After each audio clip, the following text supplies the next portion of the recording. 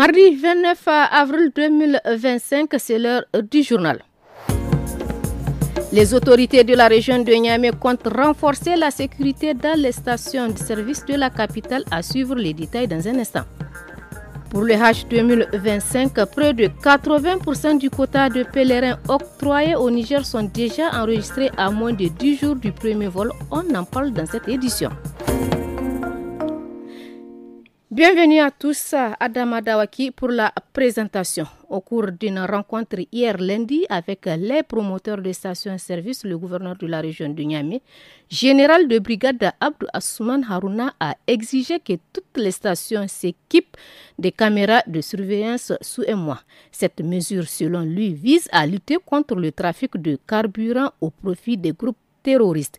On l'écoute sur des propos recueillis par nos confrères de la télévision nationale du Niger. Nous avons la preuve que près de 60% du carburant qui est vendu aux terroristes part de Niamey. Et si ça part de Niamey, ça part de vos stations.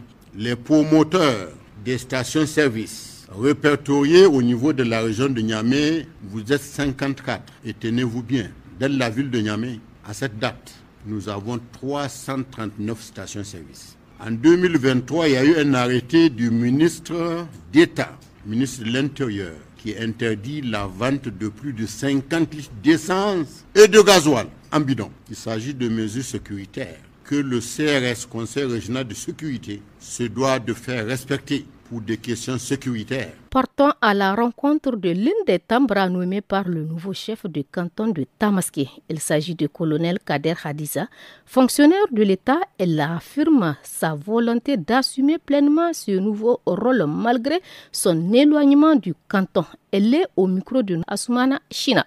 Les tâches qui m'attendent, c'est d'être à l'écoute, d'être attentive, de répondre à tout moment aux besoins des femmes. Avec l'aide de ces femmes-là, on compte très prochainement installer un bureau qui sera l'œil de Tambara à Tamaské, comme moi je vis à Niamey. Ce qui est sûr, je ne lâcherai pas les femmes. Certes, je suis fonctionnaire de l'État, je suis inspectrice principale des douanes, c'est vrai, c'est aussi une responsabilité. Maintenant, Tambara, je compte m'organiser pour ne pas décevoir. Quand on aura besoin de moi à Tamaské, je viendrai en courant. Ça ne peut pas empêcher que je fasse mon travail au niveau de mon service. L'un n'empêche pas l'autre. Autre sujet de ce journal, lors d'une sortie médiatique, Ali Ben Salah Hamouda, commissaire sortant à l'organisation du Hajj, a précisé que le quota du Niger pour le Hajj 2025 est fixé à 15 891 pèlerins.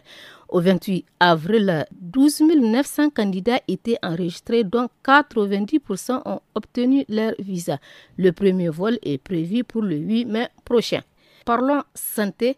L'hôpital de référence de Niamey a lancé hier ses premières activités de chirurgie cardiaque à cœur ouvert prévues pour durer 5 jours. Des spécialistes du Burkina Faso et du Niger y participent. Le ministre de la Santé, médecin colonel-major Garba Hakimi, a souligné que cette intervention rare en Afrique marque une avancée majeure dans la prise en charge des pathologies cardiovasculaires, un enjeu important de santé publique pour les deux pays. Faisons un tour au marché du bétail de Torodi dans la région de Tillabéri. Lors du marché hebdomadaire vendredi dernier, vendeurs et acheteurs ont constaté une forte hausse des prix des petits ruminants, nettement supérieure à ceux des années précédentes. Écoutons quelques avis recueillis par Boubacar Seni.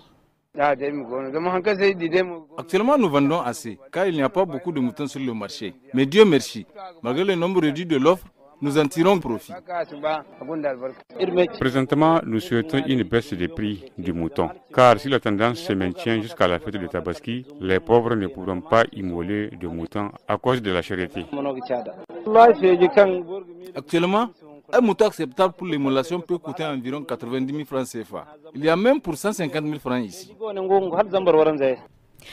Ici s'achève cette édition. Merci de l'avoir suivi. Au revoir.